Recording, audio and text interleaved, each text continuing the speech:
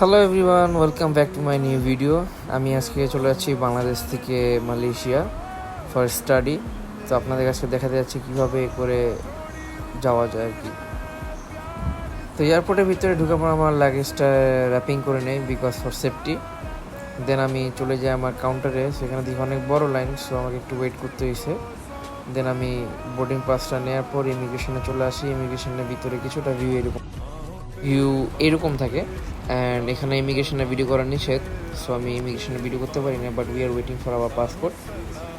দেন এখানে আমি চলে আসি কিছু স্ন্যাক্স খাওয়ার জন্য। স্ন্যাক্সের মধ্যে দেখতে পারি যে অনেক ধরনের চকলেট, জুস। আমি একটা হোয়াইট গ্রেপ জুস নেই টেস্ট করার জন্য। দেন আমি একটা জিনিস ফলো করতে পারি, মিস্টার বিস্টের এখানে একটা চকলেট আছে যেটা খুব পছন্দ, বাট আমি কিনি নাই বিকজ বাংলাদেশের দাম বেশি, বাট মালয়েশিয়াতে অনেক কম দাম পাওয়া যাবে, জাস্ট লাইক 1 রিঙ্গিত আর 2 রিঙ্গিত। দেন আমাদের ইন্টারন্যাশনাল ডিপার্চার ওপেন হয়ে যায়। সো আমি এখান থেকে গেট ওপেন হওয়ার কারণে আমি ভিতরে যাই। ভিতরে ভিউটা কিছুটা এরকম, পিছনে গ্লাস দিয়ে একদম ভিউ, অস্থির ভিউ দেখাচ্ছে গ্লাসের ভিতরে। দেন বোর্ডিং পাসটা হাতে নিয়ে একটি শ্যুট নিলাম ফ্লাইটের সাথে। সো আফটার দ্যাট ওভারঅল ভিউটা আপনারা দেখতেই পাচ্ছেন।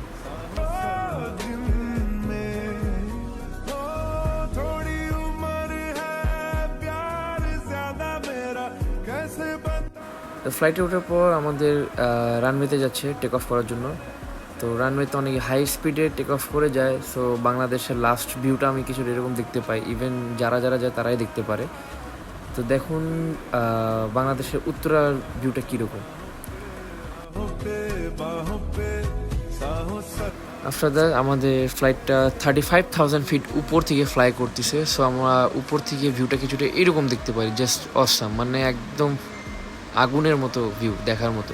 দেন আমাদের ফ্লাইটের ভিতরে একটা কোল্ড ড্রিঙ্কস দেয় ইউএস বাংলা এয়ারলাইন্স। আমরা কফি খাই 35,000 ফিটের উপরে। তো জিনিসটা অস্থির লাগছে। দেন আমরা ল্যান্ড করি মালয়েশিয়াতে, আলহামদুলিল্লাহ সেফলি ল্যান্ড করতে পারি। ল্যান্ড করার পর ভিতরে মালয়েশিয়ার এয়ারপোর্টের ভিতরে কিছুটা ভিউ এরকম, অ্যান্ড অনেক লোক ছিল বাংলাদেশি। ইভেন এখানে টার্মিনালে আসার পর লেভেল 5-এ যখন গিয়েছি তখন অনেকটা ইজি লাগছে। এখানে যাওয়ার পর অনেক কিছুই ইজি ছিল, অ্যান্ড ভিউটা কিছুটা এরকম।